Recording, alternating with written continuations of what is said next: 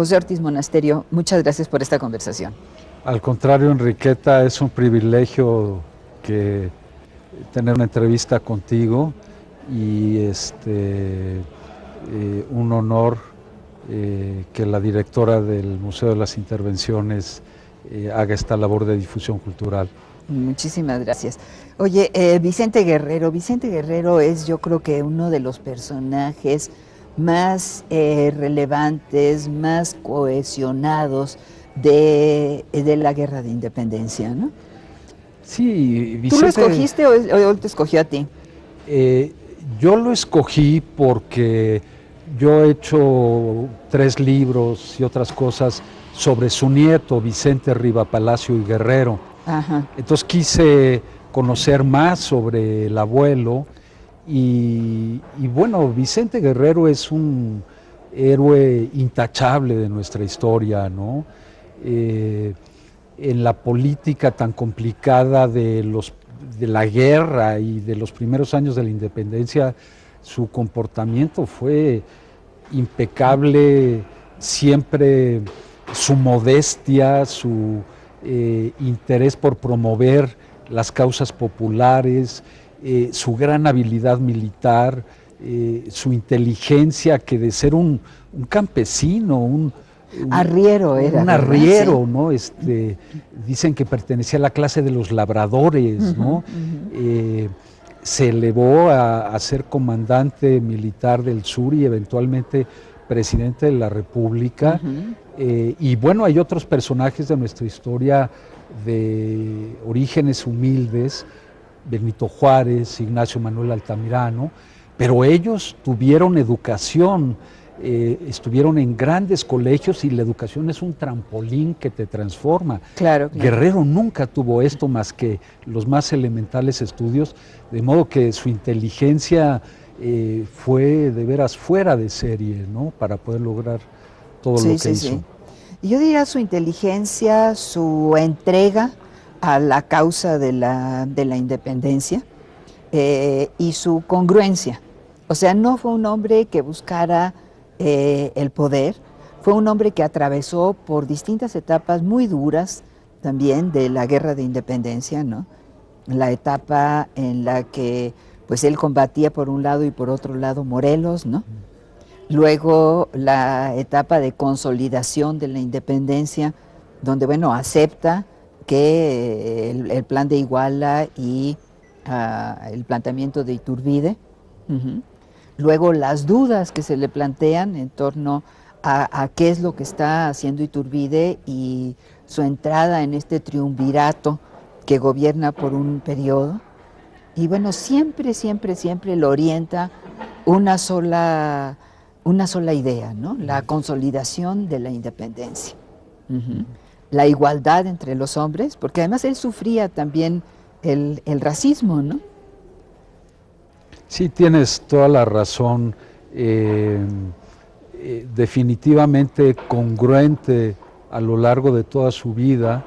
Él se incorpora a la Guerra de Independencia en el año de 1810 con Morelos, y hay que tener en cuenta que la Guerra de Independencia fue una guerra feroz. Terrible, sí. Como en los insurgentes se dieron cuenta que no podían tener grandes batallas frontales con las fuerzas realistas, adoptaron la táctica de la guerrilla. Entonces atacaban y se replegaban, ¿no? Y eso hizo muy difícil a los realistas combatirlos, ¿no? Y al mismo tiempo... Y les daba una ventaja grande a los independentistas. No sé, estoy pensando ahorita en Guerrero, ¿no? Que, bueno, como arriero, pues conocía el terreno en el que se movía perfectamente. O sea, era imposible para el ejército realista derrotar a Guerrero, y además el apoyo de las poblaciones, en fin, una serie de elementos pues que hacía muy difícil que los derrotaran, a pesar de la superioridad en armamento, muchas veces en número, en entrenamiento, etcétera, del ejército realista, ¿no? En efecto, tienes toda la razón. Y la respuesta realista fue como no podían atraparlo, era como una nube de mosquitos que no podían atrapar, y respondió con enorme violencia, ¿no? Decían que no quede ni una sola troje, ¿no? Quemaban pueblos enteros, ¿no? Acababan con el ganado, con las huertas, etcétera. La violencia llegó a tal grado que Kriston Archer, un investigador canadiense, ha documentado cómo los jefes realistas empezaron a tener enfermedades mentales, ¿no? El mismo Calleja sufría de ataques de melancolía, este síndrome de la guerra, de una violencia que nosotros el 15 de septiembre celebramos la independencia con mucha alegría y así debe ser, pero hay que recordar el sacrificio de esta gente que se jugaba la vida en condiciones realmente muy violentas, y Guerrero, Morelos, Hidalgo con pocos recursos, ¿no? Con el apoyo de la población. A veces se describe el ejército de Guerrero no por la caballería, artillería y infantería que traía, sino cuántos venían vestidos y cuántos venían desnudos, es decir, con un simple calzón, ¿no? El armamento, por ejemplo, hubo una ocasión en que Guerrero, los jefes en el sur no le proporcionaron armamento, y con garrotes cerca del cerro de Papalotla, 300 hombres con palos atacaron a los realistas, los sorprendieron y se apoderaron de sus fusiles, pero fue una guerra realmente heroica y un esfuerzo popular admirable, ¿no? Y como era una guerra popular, las pugnas entre los jefes eran continuas, no había un escalafón oficial, institucional. En consecuencia, el mérito de Guerrero, siendo de origen humilde, como tú bien dices, mestizo, con sangre negra, ¿no? Que en aquella inocultable, sociedad, además, inocultable en su piel, ¿no? en su pelo rebelde al peinado, ¿no? Revela que tuvo una gran habilidad militar, política, porque otros jefes del sur, como los Bravo y los Galeana, eran hacendados que tenían una buena posición, ¿no? Sí, sí, sí. Y logró Guerrero convertirse en el comandante del sur por sus propias habilidades. Por sus propios méritos, porque además Guerrero nunca buscó el llegar a ser el comandante del sur, nunca se lo propuso como un objetivo, ¿no? O sea, llegó Guerrero a ser el comandante del sur, bueno, como dices, José Ortiz Monasterio, por sus propios méritos, ¿no? Porque todo el mundo le reconocía la capacidad, la habilidad, la posibilidad de dirigir a este pequeño ejército, si lo comparamos con los ejércitos realistas, ¿no? Y por otra parte también Guerrero llega a ser presidente de México, ¿no? Y no porque en algún momento se lo haya planteado. Él tenía una orientación única, que era el triunfo de la independencia y la consolidación de la independencia. Nos ibas a decir un poco cómo habías entablado este diálogo con Vicente Guerrero. Hay que recordar que este libro está construido, en parte es un asunto imaginario, o sea, la conversación con Vicente Guerrero, el hombre, el héroe, el caudillo independentista, y por otra parte con datos duros, muy duros de la historia. Bueno, Enriqueta, la propuesta que nos hizo Pepe Iturriaga era de tener un diálogo, una charla de café con personajes de la historia, como un recurso. Obviamente es imposible hablar con los antepasados, pero como un recurso que permitiera una exposición como más amable de el tema, y que entrara un poquito en el terreno literario, porque obviamente yo invento lo que dice Guerrero, Claro. no todo está sacado de documentos. Pero lo inventas hasta cierto punto, porque sí, son hechos históricos los son que tú hechos vas históricos, relatando. pero les doy un formato literario como en forma dialogada. Resulta muy interesante porque hace muy ágil, y yo elegí tener la conversación en las lagunas de Chacagua, en la costa del estado de Guerrero. La desembocadura del Río Verde. Desembocadura del Río Verde, precisamente para destacar la raíz negra de Vicente Guerrero, ¿no?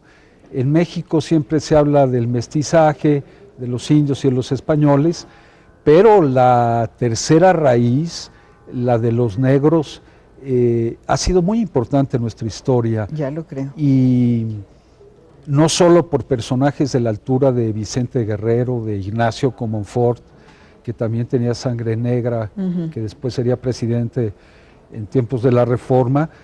Además, como yo he estado en Chacagua y conocí a la población de pescadores de ese lugar, pude de alguna manera hacer una transposición de ese peculiar carácter de los guerrerenses, ¿no? Gente muy recia, muy valiente. De la Costa ¿no? Chica. De la Costa Chica, ¿no? Y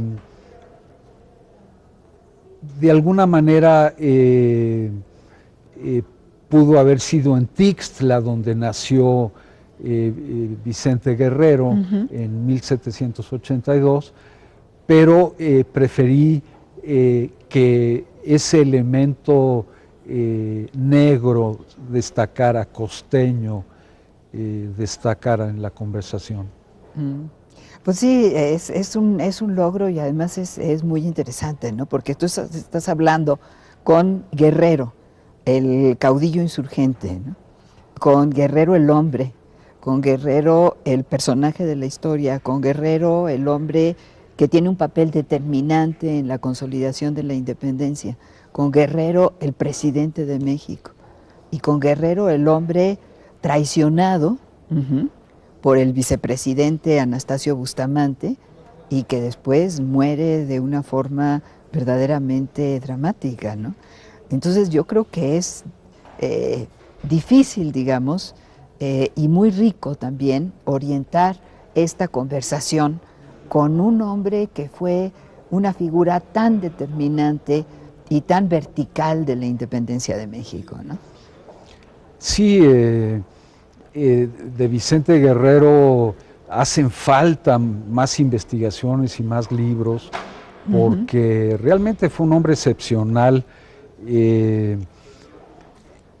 La independencia de México fue iniciada, como todos sabemos, por el cura Miguel Hidalgo y Costilla, pero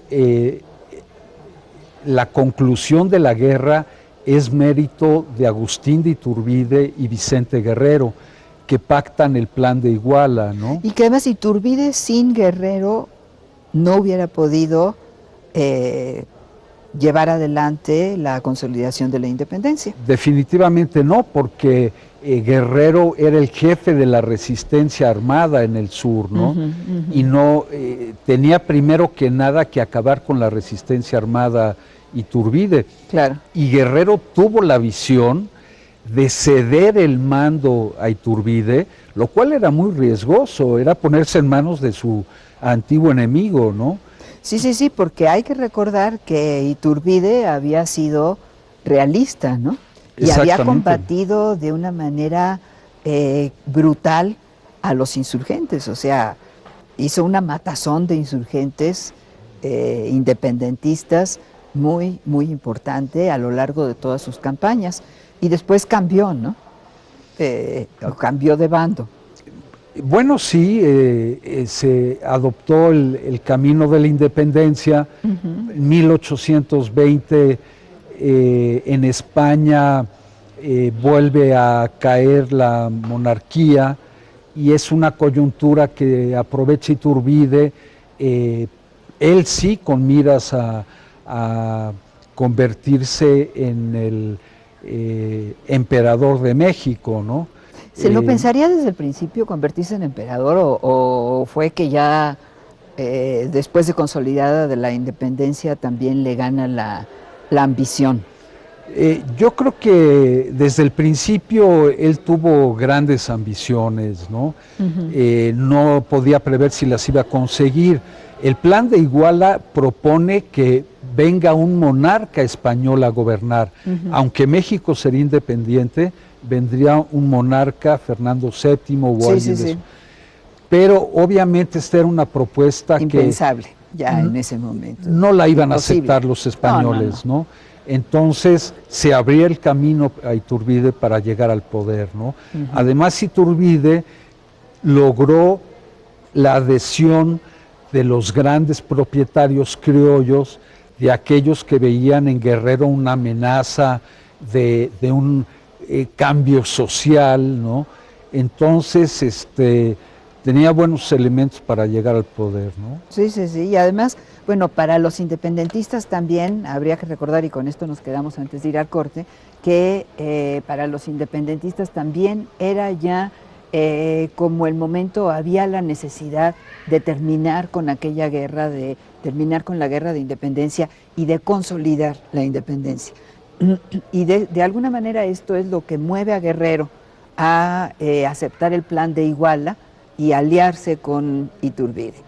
El imperio de Iturbide, luego viene el triunvirato, donde es un triunvirato para gobernar, donde participa Vicente Guerrero, y bueno, un poco después la presidencia de Vicente Guerrero. Después de la caída del imperio de Iturbide, hay este triunvirato, este gobierno provisional, y luego tiene la presidencia Guadalupe Victoria, con la ventaja de que se obtuvieron préstamos ingleses, dinerito muy urgente para pagar al ejército muy importante. Y a la burocracia, lo cual le permitió concluir su periodo. Y después, en 1829, llega a la presidencia Vicente Guerrero.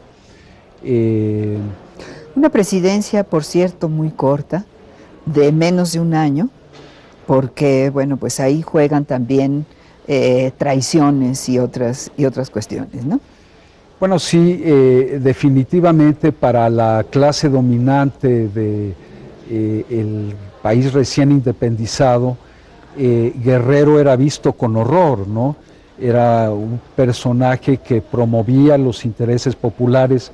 Por ejemplo, bajó las cuotas que había que pagar al Monte de Piedad, puso el pequeño comercio en manos de mexicanos, pero a la vez tuvo que elevar los impuestos, cosa que recibió muy mal la oligarquía, y él decretó la abolición de la esclavitud, que lo había hecho Hidalgo, pero ya con un gobierno formal después de la independencia, ¿no? Sí, ahí la diferencia es que Guerrero lo hace desde el gobierno, ¿sí? O sea, lo habían decretado, lo habían tomado como una de las banderas muy importantes de la independencia, el fin de la esclavitud, por un lado Hidalgo y por otro lado Morelos, ¿no? Pero Guerrero lo hace ya como un acto de gobierno. Y a propósito de esto, los dos grandes logros, las dos grandes cuestiones históricas en la presidencia de Guerrero son la abolición de la esclavitud y por otro lado... bueno, muy importante, él repelió la invasión del general español Barradas, que intentó en ese año de 1829 reconquistar México para España, ¿no?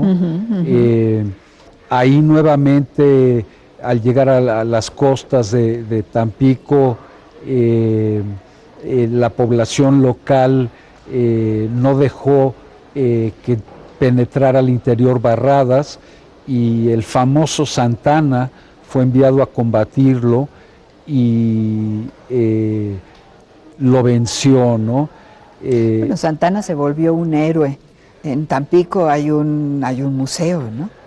Dedicado a este acto, pues, que se considera heroico, de la derrota de la invasión de Barradas. Bueno, y desafortunadamente se nos agota el tiempo.